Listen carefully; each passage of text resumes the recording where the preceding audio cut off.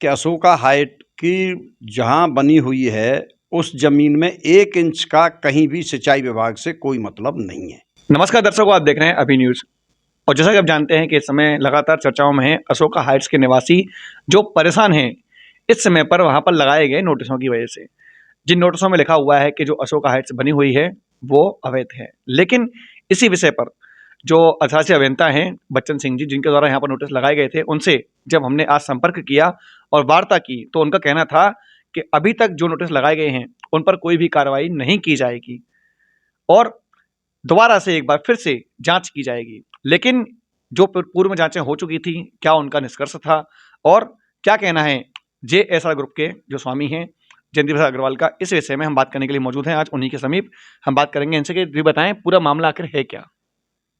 मैं अभी न्यूज़ का गोपाल जी बहुत बहुत अभिनंदन वंदन करता हूं कि अभी न्यूज़ रोजाना ऐसी खबरें निकाल के लाती है कि जो किसी को पता ना हो। मेरे पास पहले भी आप आए थे, मैंने आपसे कहा था कि अशोका हाइट की जहां बनी हुई है उस जमीन में 1 इंच का कहीं भी सिंचाई विभाग से कोई मतलब नहीं है। क्या ऐसा मान सकते हैं कि जो चुनाव आने वाले हैं इसमें आपके जो नाम है आपकी पुत्रवधू का, उसके द्वारा भी आप पर लगातार आक्षेप लगाए जाते हो ताकि उसको राजनीतिक लाभ मिल सके किसी को?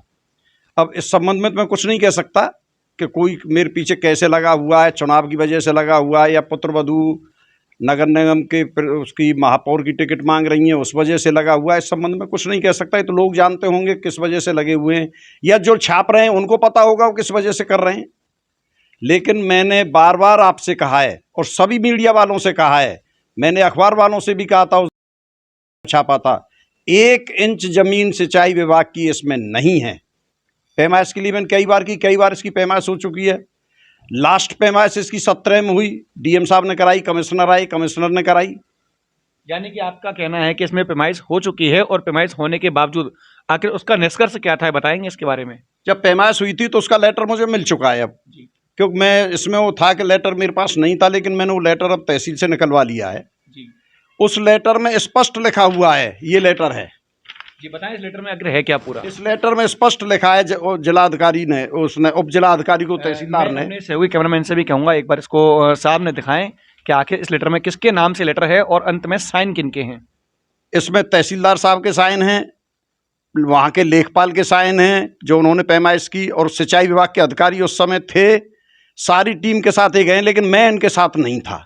ना मुझे इन्होंने बताया कि आपकी पैमाइश की जा रही है। मैंने बार बार कहा कि पैमाइश मेरे सामने करें, लेकिन जब मैंने ये लेटर निकलवाया तो इसमें स्पष्ट लिखा हुआ है, उप जिलाधिकारी महोदय मथुरा महोदय, आपके आदेश अनुसार गणेशरा के स्थित घाटा संख्या 291 खा मथुरा स्केप नाला पर बिल्डिंग बनाए जाने के संबंध में अल्पानल में आख्या निम्नवत है। जो स्केप नाला है वो 291 खा पे बना हुआ है। उसमें जो बिल्डिंग ये बताते हैं कि उसमें कुछ कोना आ रहा है, तो उन्होंने लिखा है 17/8/2017 को ये पैमाइश की गई जी, तहसीलदार महोदय द्वारा, जहां सायकेवंता अपरागरा कैनाल हाईवे की पुलिस बल मौजूद था। राजस्व टीम थी सिंचाई विभाग की, राजस्व टीम और सिंचाई विभाग के सारे लोग थे।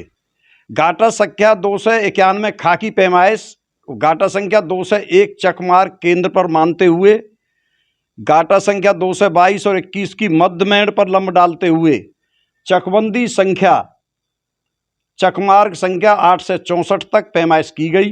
पैमाइश में पाया गया गाटा संख्या 201 से गाटा संख्या 8 से 64 तक की दूरी 226 मीटर है। इन्होंने अपना जिस तरह ही नापते हैं अपने भूचित्र से उसने इन्होंने नापा। नापने के बाद जो इसमें बात आई कि जहां बिल्डिंग बनी हुई है, भूचित्र बंदूक के अनुसार पूर्व दिशा में 26 मीटर नाले की चौड़ाई, पश्चिम दिशा में चौड़ाई 24 मीटर, जबकि मौके पर इससे ज़्यादा पाई गई। इनने कि हमारी 26 मीटर और 24 मीटर है, मौके पर इससे अधिक पाई गई। उपरोक्त अनुसार पाया गया 291 खा जो डिग्गी मथुरा स्केप के नाम से दर्ज है, अशोका हाइट के स्वामी द्वारा कोई अतिक्रमण नहीं किया गया। इसमें स्पष्ट लिखा है तहसीलदार ने, कोई अतिक्रमण नहीं किया गया, तथा अशोका हाइट गाटा संख्या 8 से 49 और 8 से 50 पर ही बनी है। ये 2 गाटा संख्या है मेरे, ये कह रहे हैं कि उन्हीं पे बनी हुई है।